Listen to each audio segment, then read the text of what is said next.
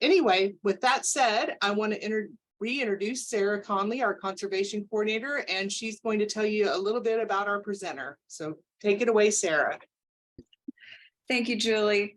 Good morning, everyone, or afternoon, evening, wherever you are. Thank you for joining us for our conservation chat. Today's guest is Dr. Kerryn Carter. She, along with her husband, John, formed and run Elephant Connection, a conservation organization currently operating in Zambia. Kerryn is a longtime recipient of IEF support from her work in the Zambian sector of the Kavango Zambezi Transfrontier Conservation Area in Southern Africa. That spans Namibia, Angola, Zambia, Botswana, and Zimbabwe. So quite an impressive region, and she does some pretty impressive work that you're going to hear about today. Her work addresses elephant habitat usage, human-elephant conflict, and more. And we are honored to have her today and eager to share her work with you. So welcome, Kerryn. Thank you for being here. Oh, you have to unmute.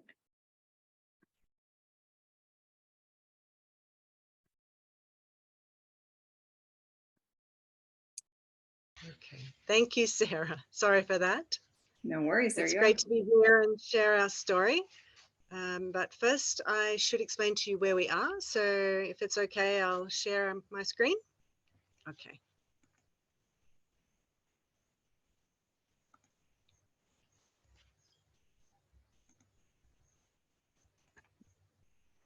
Okay. So we're in Zambia, which is this butterfly-shaped country in Southern Africa. Note that Southern Africa is a region, which is different to the country of South Africa, which is down here. You'll also see this strange shape here. Now, this is the Kavango Zambezi Transfrontier Conservation Area. Just take a bit of a closer look at that.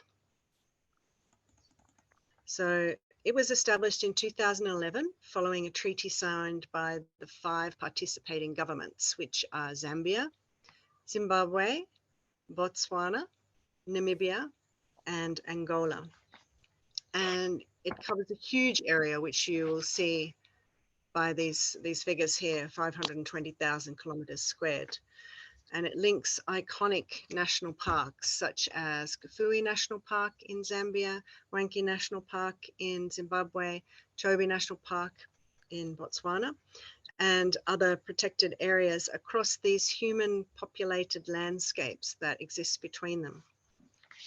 Now, our Zambian-based NGO, as Sarah said, named Elephant Connection, was established by myself and my husband, John, in 2016, with the purpose of conducting scientific research on elephant movements in the Zambian component of Kaza.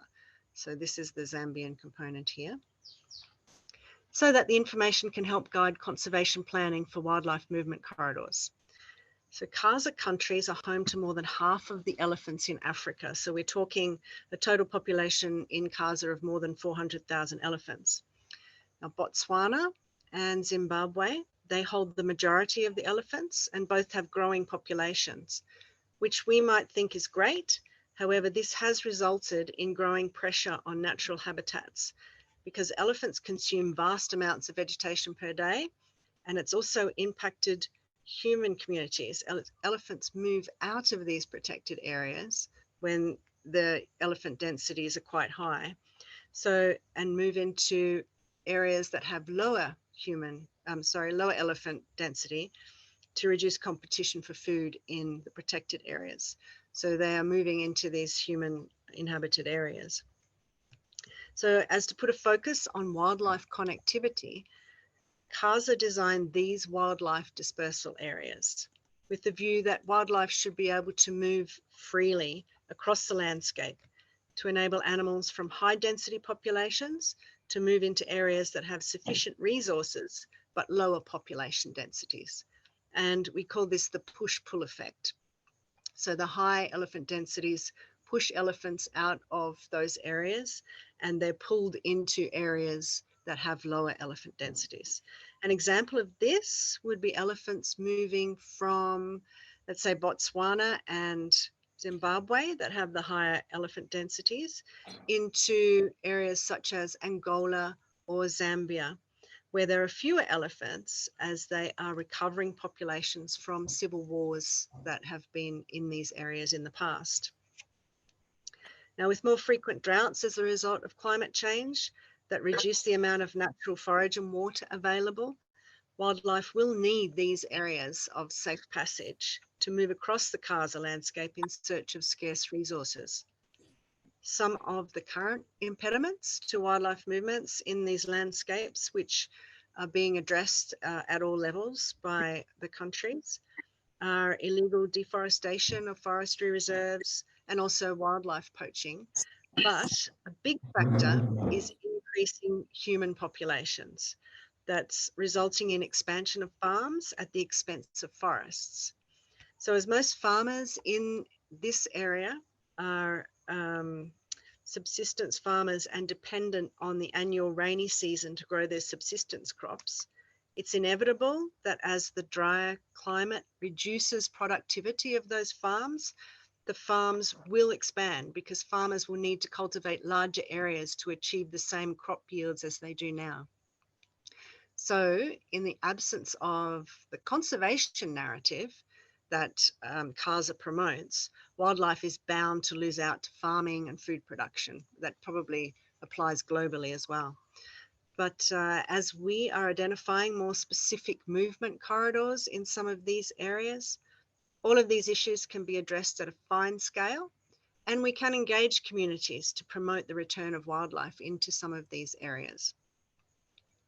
Now, prior to our research, little was known about elephant movements between protected areas in Zambia, such as Kafue and Siamrangwezi, and across international borders. So we set about generating movement information from GPS satellite tracking collars fitted to elephants to determine the movement pathways that they're using, also the transboundary crossing points into different countries, and critical habitat areas that they rely on because they're resident populations. And part of this work was supported by the International Elephant Foundation. So on this map, you can see this is the Zambian component here that I'm showing. Each of these colored lines is a different elephant that has been collared. And we have the large Zambezi River. I hope you can see my mouse that flows through Zambia on its way across to Malawi and onwards. And this section of the Zambezi River forms an international border between Zambia and these countries, Zimbabwe, Botswana, and Namibia. To the west here, we have a land border between Zambia and Namibia, and then also a river border between Zambia and Angola.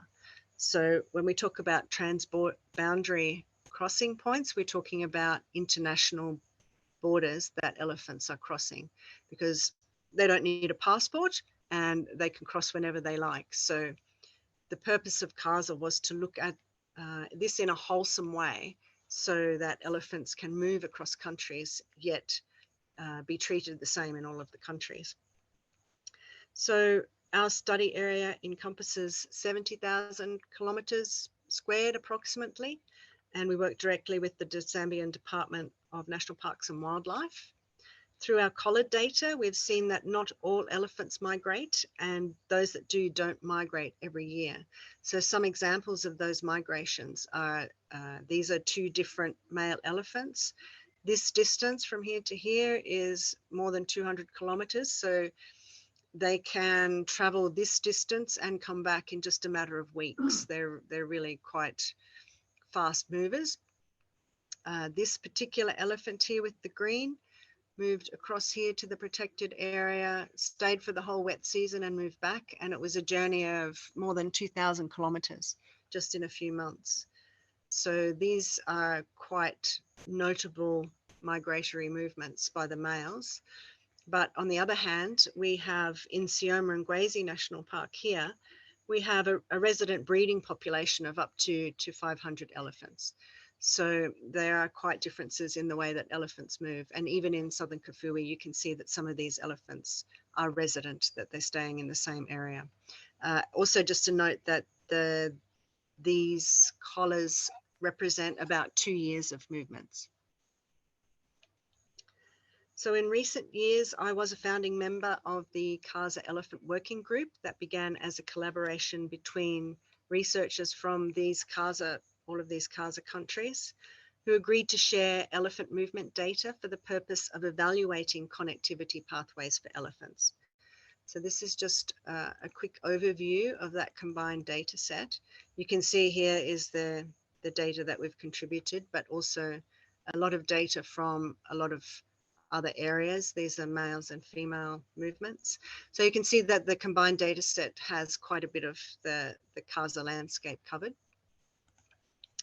And this collaboration has produced a government policy brief on elephant movement and connectivity across the Kaza, which has recently been approved by the 5 partner governments of Kaza, and therefore further actions for elephant conservation can now be developed from the recommendations within the document. In addition to production of the policy brief, the Transboundary Research Collaboration has produced what are called resistance layers, which on elephant movement and connectivity, which can predict which areas might be easier for elephants to move through, such as we see here, or which might not, such as areas that we see here where we haven't seen elephants move. And basically it's due to human impact or physical barriers such as fences. And these resistance layers are currently being used in integrated land use planning processes for 2 of the main Kaza wildlife dispersal areas, this Kwando River wildlife dispersal area and the Zambezi Chobe wildlife dispersal area. And that's aimed at enabling the connectivity of Kaza's elephant population so that they can move unimpeded across these landscapes and not be constrained to stay within these national parks. Note that the natural behavior of African savanna elephants is to move seasonally to take advantage of food and water availability in different areas at different times of the year, and they can move quite vast distances. And their resilience to drought is tied to their ability to range over these large areas. And that was recognized in the setting up of the Kaza Transfrontier Conservation Area as an important focus for the area.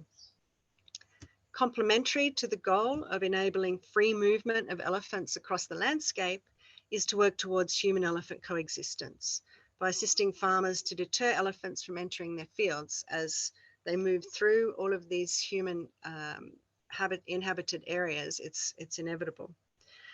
We have seen elephants start to migrate through areas that haven't been present in for a very long time. With old migration routes have since been settled by farmers, and most settlements are near existing water resources. That will inevitably result in human-elephant conflict over food and water resources that are in the path of the migrating elephants. This is one of our resident herds here, and I have a short video of them, which I'll leave you to enjoy. Note that you will see the Zambezi River in the top left of the screen. Hopefully it will play nicely.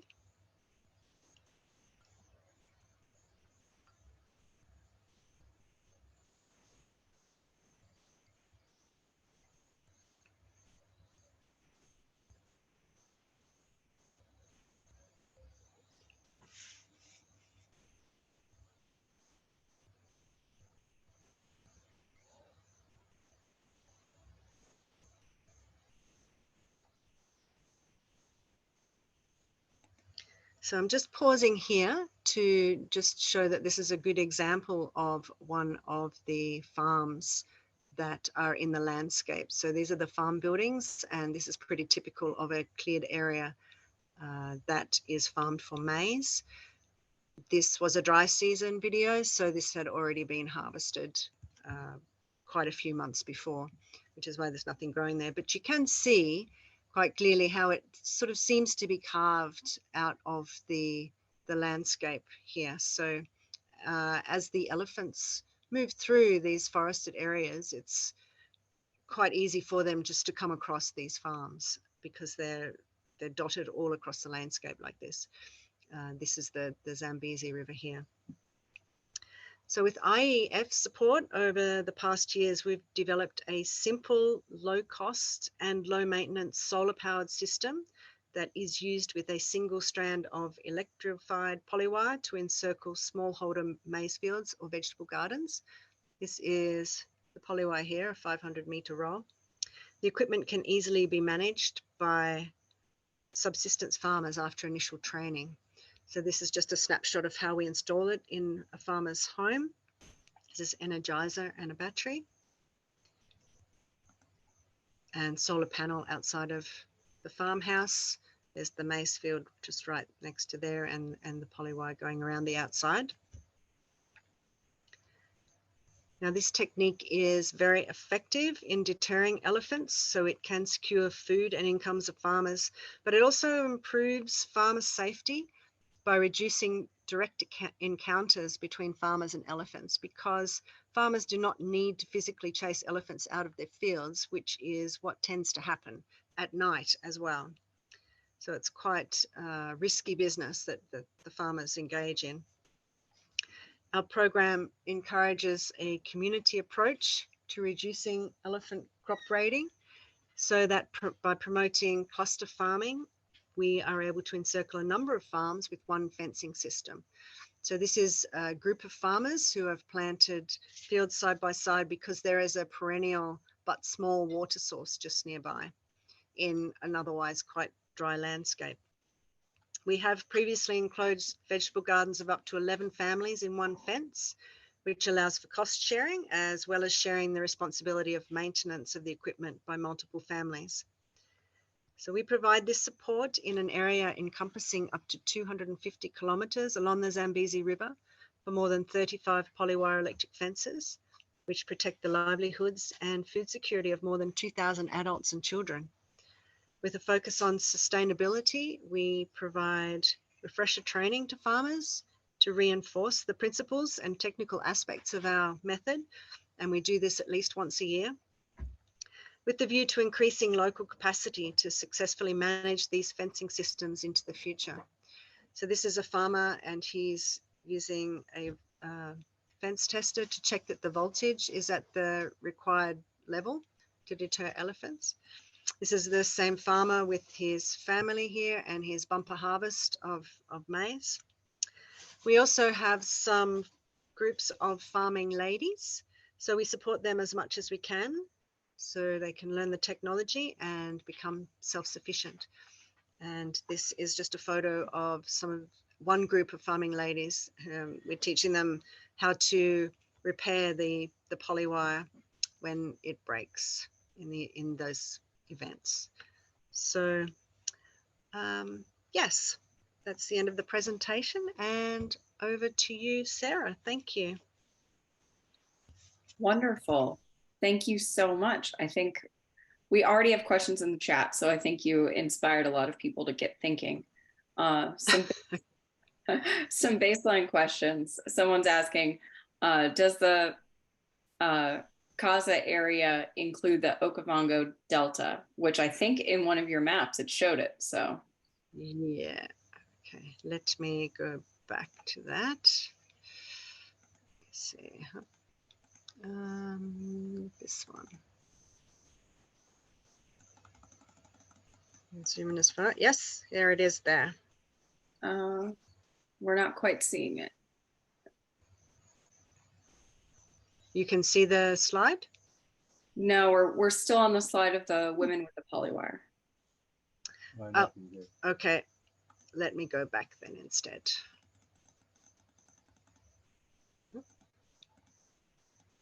There. Nothing. There you go. Nothing.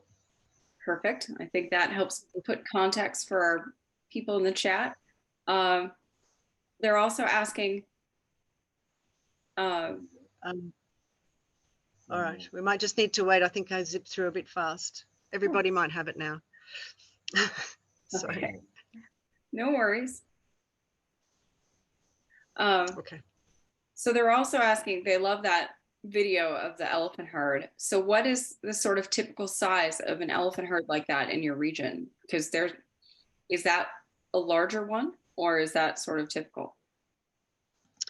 It does vary a lot, actually. What we're finding especially in these areas that have had civil war in the past, there's still some different behaviors of the elephants there. So what we're seeing, the literature would tell us from other studies in other parts of Africa that in the wet season is when the elephants coalesce into large herds, because they're released from the restrictions of low food availability and low water availability in the dry season. So in the wet season, they all come together, and that also enables the males to find the females much easier for breeding. What we see here is the opposite. What we see in the dry season, which may well be, it could be of two things. One, because most of the water resources are in human inhabited areas. Two, maybe perhaps poaching is more prevalent in the dry season, but we do tend to see the larger herds in the dry season. So generally, as a community, I think we believe that that is probably due to the history of the area. So in Sioma and Ngwezi National Park, we're gradually seeing the herd numbers in the dry season increase. When we first started our collaring exercises in 2017, we saw a mega herd of 150, which was very surprising because the aerial surveys for Sioma and Ngwezi had never really measured anything above 20 or 50 elephants. But I think in hindsight, we all realize now that that's just because the elephants don't stay in Sioma and Ngwezi National Park during the dry season because there's no water there. But now what we're seeing in the dry season is herds of up to 500. So there seems to be more elephants moving perhaps from areas further south into Sioma and Ngwezi and into Angola in the dry season, which is what we all want to see. So that's quite good. Wonderful, interesting. We're also getting a lot of questions on the poly wire fencing. So just a few to put them all together. Yep. What height do you guys put the poly wire at? And what's the sort of per person cost or startup cost? And then once they're installed, we know from especially elephants in Asia that a lot of times elephants will put branches or use their tusks to break electric wire, things like that. Is that something you're encountering here? Okay, so the height we put the wire is sort of about the elephant's face height, I suppose. So we're talking about 1.7 meters. So we want them to first check it out with the trunk, pretty much. So and to be able to see it. The average cost kind of is usually about $350 depending on what our currency is doing, but that is around about it averages about $350, let's say, all of the components together.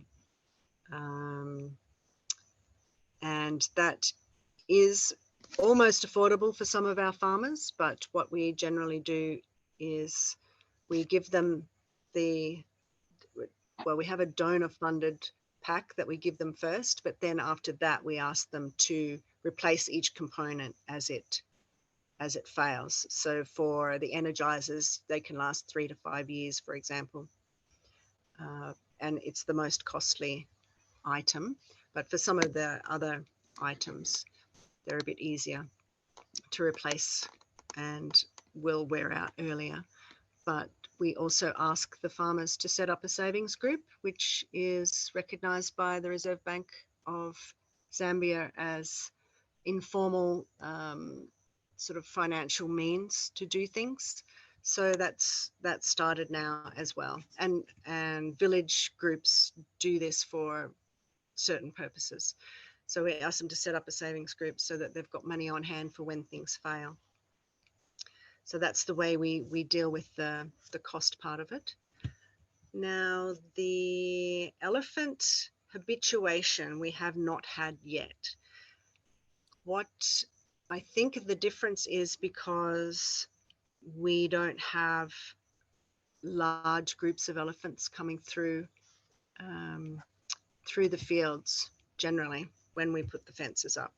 So at this stage, we're 100% successful, but we do tell the farmers that it is best not just to rely on the fence alone. They should be still going out and doing their other methods to deter the elephants as well, and use this as the first line of defense, but not the complete defense, because we do realize that it's more of a psychological barrier rather than a physical barrier, because it's just on bush posts.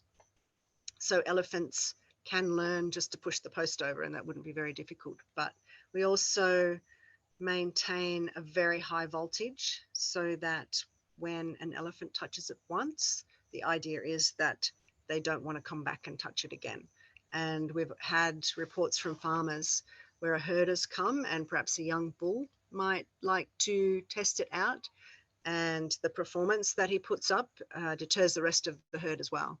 So one thing that we do insist that the farmers maintain also is to put some sort of flagging on the wire so that it's very visible, not only for themselves and their cattle, but for the elephants, so that the elephants, once they've encountered it once, they can choose to avoid it and just move around. So having the very high voltage, I think, is quite critical, and the flagging for visibility.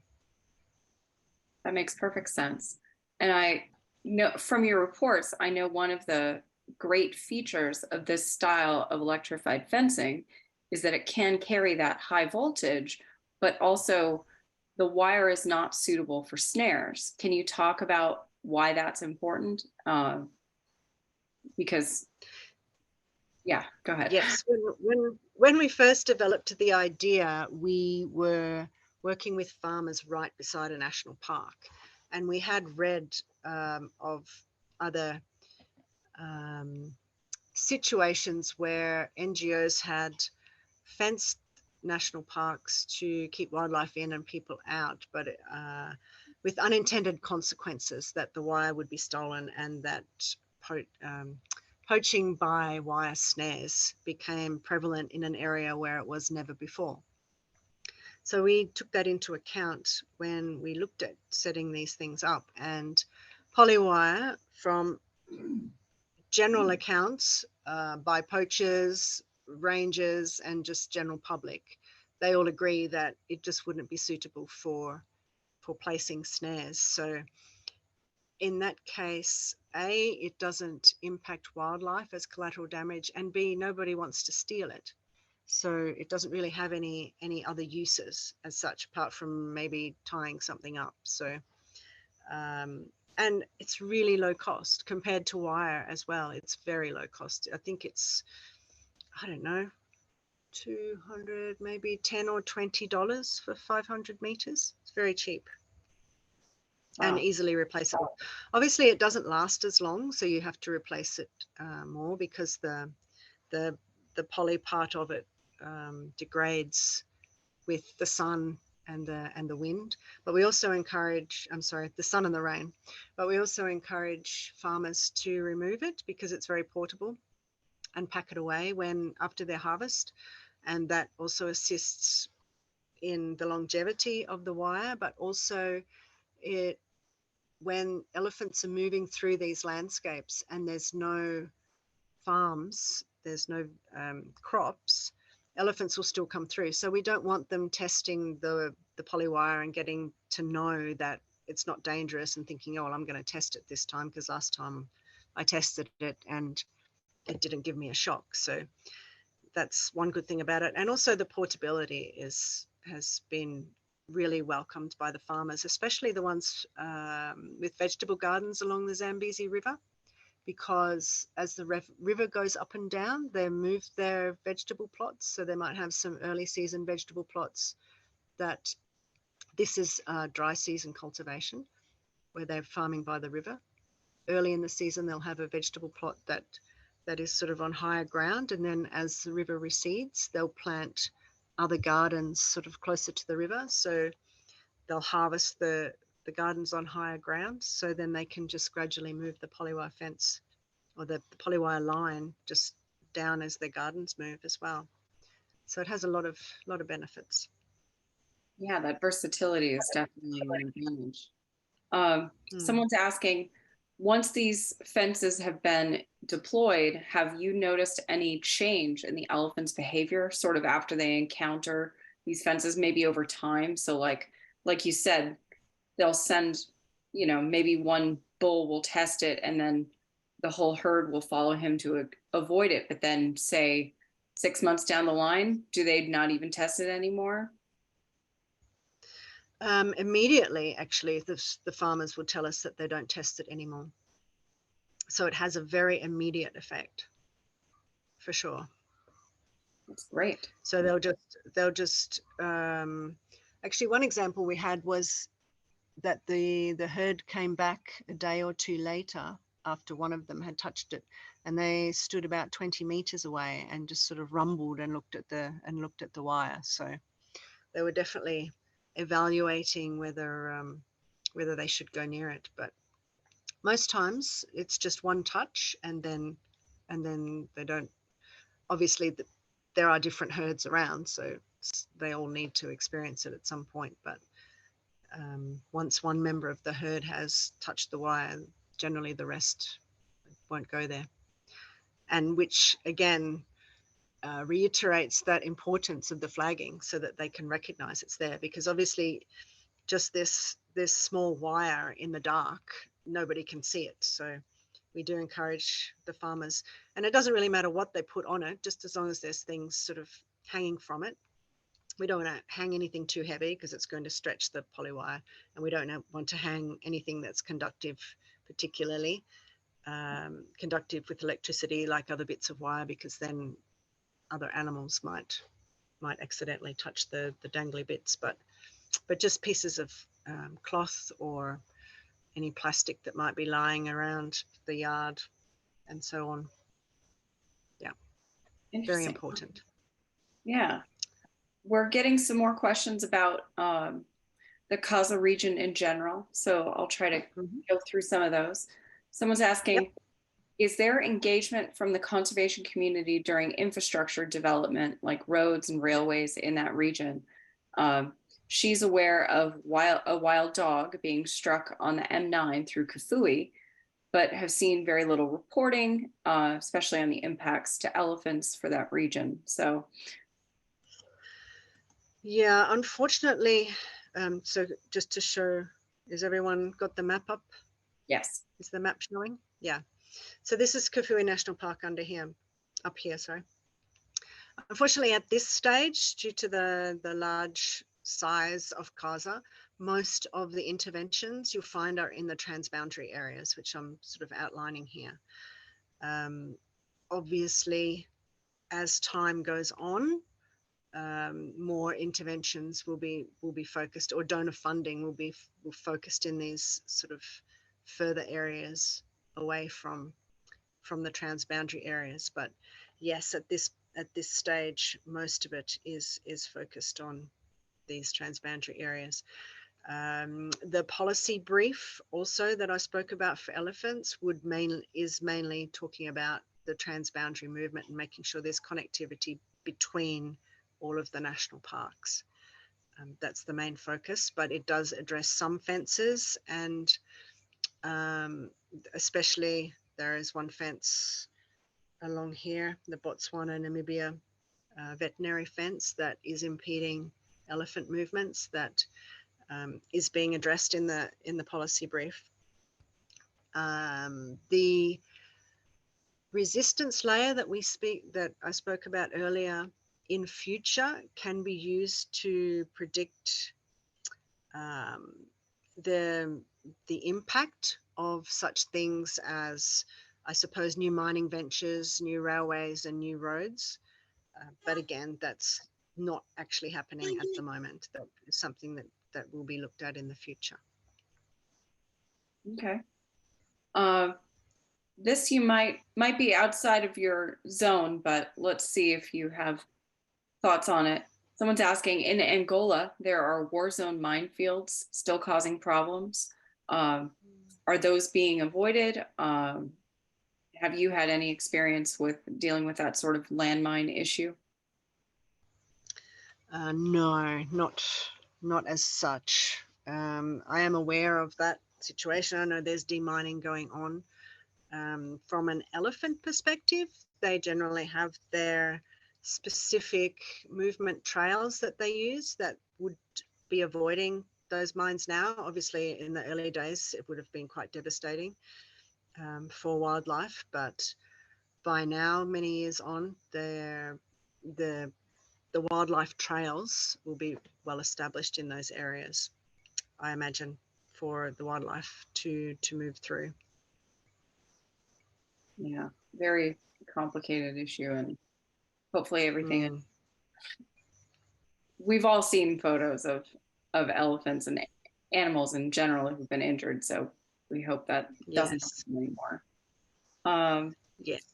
Some more questions about HEC methods. Yep. A New York Times article discussed the use of buzz boxes in Liberia that emits bee sounds to keep elephants out of farms and reduce human-elephant conflict. Is this being used in your region? Do you know? I have not heard of the buzz boxes themselves, but there is some bee work going on in the region, although we're not working with bees ourselves. One thing I think that we have learnt through different trials of different methods is that eventually the elephants will call your bluff. So anything that doesn't have a real deterrent effect, such as a bee sting or an electric fence shock, won't last long. Pretty much, the elephants will figure it out. Some things faster than others, but I imagine it's only going to be months to years till they decide that there's no bees there, basically. But having said that, every situation where human-elephant conflict occurs is very different, mainly because the human environment is different and the elephant behavior and experiences and history is also different. So one method is not going to solve all of the human-elephant conflict problems. So as practitioners, we always say you need a toolbox of methods. So the traditional methods that farmers use are always very good, although quite dangerous for the farmer, such as beating drums, flashlights, farm dogs. All those things can scare elephants away. Some areas have particularly bold and difficult to dissuade bull elephants that just like to eat maize. That's a different situation as well, that would need quite stern measures to dissuade those bulls. But we are also of the realization that our method in our area is not going to work forever as well. So it's all part of engaging the farmers to be able to adapt to different things as we move forward, really. Exactly. And I think your point that elephants will figure it out and, therefore we must adapt is very important. It's one of the challenges of dealing with human-elephant conflict. Yes. Someone's also asking, so do you think beehive fences in general, not necessarily the buzz boxes, are really effective, and what the pros and cons are? I think it depends on the area. I know where it was tested, it's worked very well, and it's worked very well in other places. I think in general, it relies on elephant behavior and how elephants are encountering it, it's also bee behavior as well, and how bees are behaving So yes and no. I think in some cases it works amazingly, and in some cases it doesn't. And the only way to find out is to test it in your area, to be truthful, really. And it's the same for all of the methods, because there's such a diversity across the landscape of the situation with elephants and people that until you test things, you really don't know how effective they're going to be. Absolutely. And so that kind of dovetails into this other question, which I think goes to the heart of the multi-approach to conservation. Someone's asking, going farm by farm or village by village to deploy these different HEC techniques, just to keep up sort of with elephant growth or elephant movement and human expansion. Are we keeping up, or are we just getting ahead of it? So I think that maybe segues into what you do with the collaring and the research to help inform policy. So maybe talk about the sort of different approaches to conservation so that people understand that you got to do the immediate solutions like human elephant mitigation measures, and then the sort of long-term solutions as well. Yes, absolutely. That was where I touched on earlier about the integrated land use planning processes that are underway. So with all of the collar data that the collaborative group has collected, that goes into looking at what areas are really important for elephants. So those are the areas that we like to focus on. So for example, you can see here quite clearly, have we got the map of the collar data up? Yes. The different colors. So quite clearly, we can see here that there's a preference for elephants to cross in these locations. So an example of the integrated land use planning would be that we sit with communities in these areas. And this is not just our organization. This is government, NGOs, community representatives, traditional authorities. We all sit together and we say, okay, so we have this information, which is also verified at ground level by the people living in that area themselves. So we can show this kind of information and say, okay, we see that the elephants are moving here, and they can verify that at the community level. We say, okay, then how do we make these areas safe for elephants? How do the communities benefit from the conservation initiatives, and so on? So then these areas then are, so to speak, put aside for elephants so that there's no further development from government or communities. And this is the idealistic situation, obviously, with what I'm saying. Doesn't work in all cases.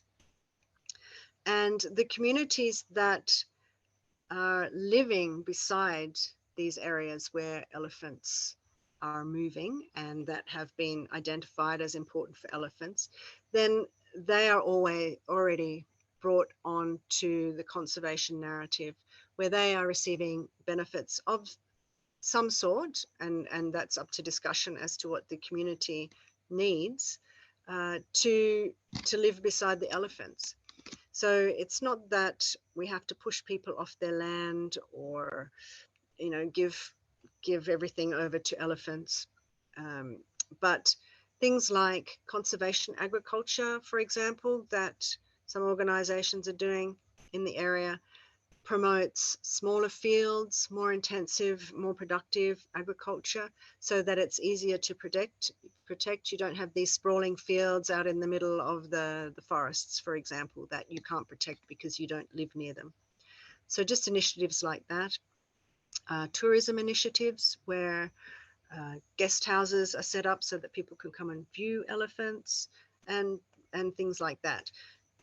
Encouraging people not to grow crops that elephants love, such as maize or pumpkins, for example, in these areas where we have identified elephants are going to move. So there are a lot of things that come out of the integrated land use planning that can help this coexistence to occur. So that is a very important and long-awaited step. So we've got the information on the elephants, we've got the communities being impacted, and now we're getting it all coming together so that we can look at strategies for people to be able to live with the elephants and keep these migratory pathways open for elephants and other wildlife to move through. Great. Someone's asking about, is your work in this way, this sort of research, is it supported by local government entities? How do you get support for this research that informs these policy decisions? Just want to clarify, between local government or government? We're talking local government on the ground, or just government, like Zambian government? Well, the question says local government entities, but maybe clarify if there's a different approach. So if the national government versus if you have local support. Yeah, so the national government is part of Kaza. So if it's something that has an outcome for Kaza, well, then automatically the government is on board, because Kaza is run by the 5 countries, basically. It's a government program. And then in Zambia, it's the Department of National Parks that directs those activities. If we're talking local government, as in the local government and perhaps traditional authorities, they are brought in through these land use planning processes. Once we have all of the stakeholders together to discuss how to move forward with the conservation narrative and the coexistence. Does that make sense? Yeah, I think that makes perfect sense.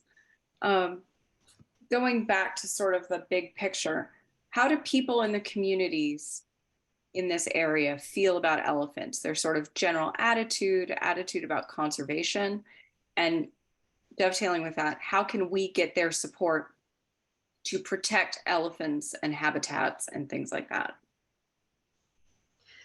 In the Kaza landscape, I would say in Zambia, as an NGO working with communities, we've got it quite easy compared to other areas that have had quite a long history of very large elephant populations, and in areas inhabited quite densely by humans. There I'm referring to Botswana, because I know that coexistence is a little bit more difficult to achieve because of the history and people being impacted by elephants for so long. Here in Zambia, it's more of a new thing, I suppose. One, because this area here along the Zambezi River, where we do most of our work, has not had large elephant populations for quite some time. And as well, the human populations have also been small. So that is changing now. So I guess from our perspective, we're actually lucky to be coming in at ground level and to be working with the communities before they are so severely impacted that their negative attitudes are overriding the whole conservation narrative. At this stage, we've still got farmers who say they don't mind elephants moving through when they're not farming. So, which tells us that really all they need is their crops protected and their livelihoods protected. Otherwise, they're quite happy for the elephants to be within their area as long as they're safe and their livelihoods are safe. So that's good from the Zambia perspective at this stage. Yeah, that means they're open to working toward coexistence. Along that lines about the farmers themselves, are these people landowners or are they moving from plot to plot? I know you talked about based on the season and the river level that they move where they plant, but is this their land or are they just farming land that they can get access to at the time? How does that work? Yes, in Zambia, all of the land in these areas is owned by the traditional authority and granted to farmers for farming. So they don't own it freehold as such. They have to provide the traditional authority with some sort of payment for the land, but they don't own it as such. In some areas, farmers do abandon some fields and then create new fields, but it's not too bad at the moment. It's something that certainly can be addressed with conservation agriculture as we move forward, and that kind of capacity building in understanding those clear environmental benefits and not having to leave your field alone for all of the wildlife to come and eat it while you're sleeping at home, kind of thing. So yeah, it's quite good. We have, in the wet season, we have the maize fields, which is what I was just referring to then. And then in the dry season, people have quite small vegetable plots that they use to plant some dry season food and also sell it at the market. And that is right beside the river. So that is a definite point of conflict because elephants are also moving to the river to drink while these vegetable plots are right beside the river as well. But they're very easy to protect with these polywire fences. The main thing is just not to block the elephants from getting to the water. And then if they get to recognize the polywire fences, then they'll just move around the polywire fences to get to the water and then just move back into the forest from where they came. So yeah. That makes perfect sense. Well, I think we have exhausted our questions. Oh, one more. Are the elephants damaging the veterinary fences? And are those veterinary fences electrified and maintained? And would elephants be allowed to cross those fences if they didn't distribute TV? Would veterinary fences removal increase human elephant conflict? So just a bunch of questions about that. The one veterinary fence that I spoke about is sort of protected areas. So the southern, perhaps I should put my screen up again. Let me see. Where am I? There. Let me share my screen again. Sorry. No worries. All right. I think this was the one. Yes. Can you see the map? Yep. So where my mouse is, that is one of the veterinary fences, or the main one really, that is addressed by the group of collaborators with the elephant data. So you see one side is a national park and the other side is human inhabited, but there are a lot of humans and people living together here reasonably successfully because there's an NGO here called Coexist that do a lot of work with coexistence. So this veterinary fence here, if it were to be removed, would not cause more human elephant conflict, I wouldn't think. Elephants do sneak across, I think mainly the males. I think the breeding herds, the females and the babies don't tend to move across there so much. I can't comment on the disease situation as far as the TB goes, because I'm not part of that veterinary advisory group for Kaza. So the impact, I'm not entirely sure what that would be and how it could be addressed. So I can't comment on that. The fence, I believe, is reasonably well maintained, and it's still blocking the elephant movements quite a lot. Did I answer all of the components of the question? I think so. I think you covered it. He's saying thank you. So couple questions to round up. People are loving what you're saying and loving your work. Are there ways that they can support your work from the States, from the United States? And then is there a way that we can spread polywire fencing to other regions? Like maybe how do we get that to be used in other places where it might help? Spreading to other regions, we have attempted that a few times, but often it's the accessibility of the equipment. However, it is available in South Africa. So I guess it depends on the long-term, I suppose, sustainability objectives. If our long-term sustainability objective is for the farmers to be able to do it themselves, for them to be able to buy the components themselves and so on.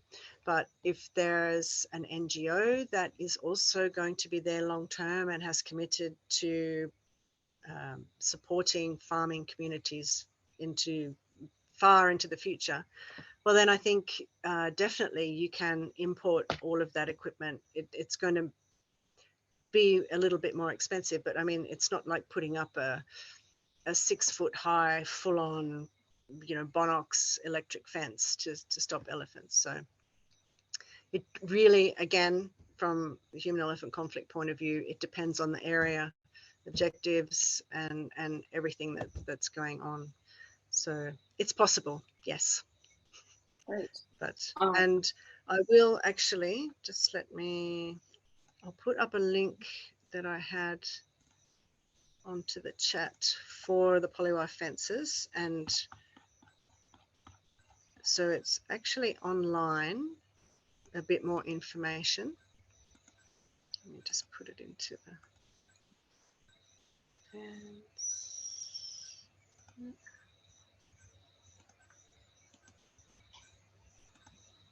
Okay, should be there.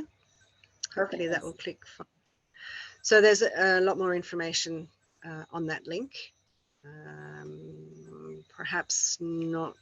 Anyway, I can be contacted directly as well, just to give a bit more advice. Then the other part of the question was about supporting. I guess really the main thing that we need is funding for equipment, vehicles and equipment, I guess. That's the main thing. We have, I know, Sarah, you've seen it, the road from hell that we were on every day, and it's very difficult and very hard on vehicles. So it's always a bit of a problem. Yeah. So that would be the main, I suppose, thing that we need help with. Perfect sense. Makes I perfect see another sense. question now. I'm looking at the chat, so I can see another question. There are so many questions, and people are kind of asking about the tuberculosis and the disease and that kind of stuff, which is sort of separate from your work. Plus, we are about out of time anyway. Okay. Sure.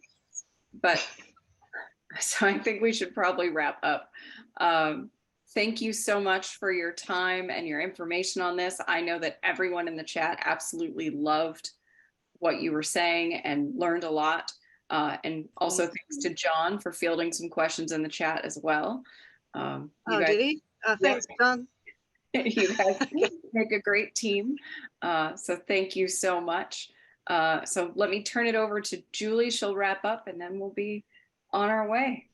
Okay, great. Thank you so much for such a fascinating presentation. I'd like to invite everybody, if we'd like to give Dr. Carter a round of applause, if you'd like to turn your cameras on, and let's all give her a great round of applause for being here today. We really appreciate it. The videos were absolutely amazing. Thank you so much. And you're welcome. And as was mentioned in some of the questions about supporting, you know, obviously there might be some people who might not be able to actually donate enough money to actually buy a vehicle. But I think one thing that really helps is that maybe you can help spread awareness, and maybe, you know, combined efforts really help. So even if you can just donate a small amount, if you could maybe talk to some of your family and friends about that, and it's all collective. So every little bit helps. I know we have a lot of donors that are here on the call right now, and we really appreciate all that you do for IEF. So thank you very much for that. That said, can I extend, yeah. obviously like to very much extend my thanks to IEF as well, because they've been with us for a long time and we appreciate it so much. Well, thank you very much. And I would like to add, it's an honor to be able to support you in this wonderful project, you and your husband in this wonderful project. Every year, we're just so impressed with what you've been able to accomplish and what you're doing for elephants and conservation and habitat. So yeah, we love this project, and we love the work that you're doing. So thank you. Thank you, Deborah. Much appreciated. Well, thank you guys. We appreciate everyone spending their morning with us and learning about elephants and everything that people are doing. Thank you so much.